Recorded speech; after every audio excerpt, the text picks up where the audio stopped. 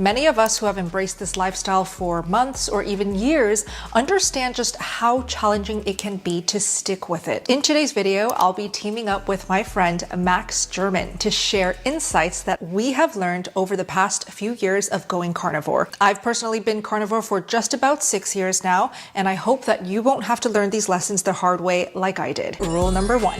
When going carnivore or meat-based, you're going to have to eat more fat than you're likely used to. To clarify, this does not mean coconut oil or avocado oil, and definitely not vegetable or seed oils. What it does mean is eating fat from the most bioavailable, nutrient-dense source of all, animal fats. My favorite animal fats include butter and beef fat, also known as tallow. They provide a rich source of omega-3 fatty acids and cholesterol, which are crucial for hormone production and brain health. When your body transitions from burning carbs to burning fat for fuel, having enough fat becomes so crucial to keep you surviving and thriving. And this includes both physically and mentally. And that's because without enough fat to satiate, you're likely going to feel tired, irritable, hangry, all things that make it nearly impossible to commit not only to carnivore, but anything that requires consistency. I'm personally seeing a lot of craze and obsession over protein right now on social media, especially with the younger generation. I see in the recommendations page all of these young women obsessively talking about protein. Yes, protein is so important. It is so vital to eat enough grams of protein, especially if you work out and you want to build muscle like me. But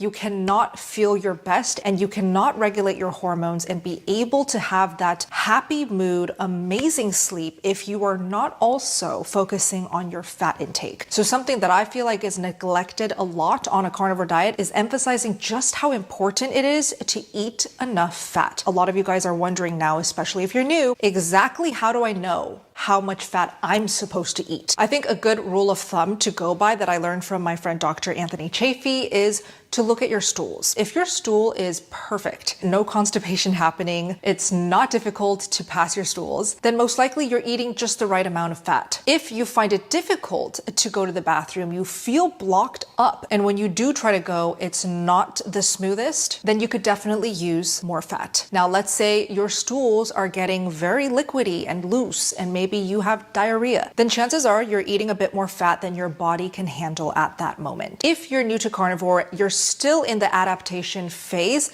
you should be eating as much fat as you crave. If this means 3 tablespoons of butter with every single meal, breakfast, lunch, and dinner, if you're eating 3 meals a day, don't stop yourself. Another major fat tip that I learned that can really change lives is to avoid hot rendered cooked fats. So anything that is liquid, warmed up, or piping hot, I highly recommend you avoid at all costs, because anything liquid is just going to send you straight to the bathroom with loose stools, especially if you are still adapting to this lifestyle. When I found this out a couple weeks into my carnivore journey and I stopped drinking all of the hot liquid fats and instead just replaced all the fat with a cold stick of butter, it completely stopped my explosive diarrhea. I was eating at least 1 full stick of butter a day. And again, this is not because I was trying to hit macros because somebody was telling me I have to. I was just listening to this, my own body, my own appetite,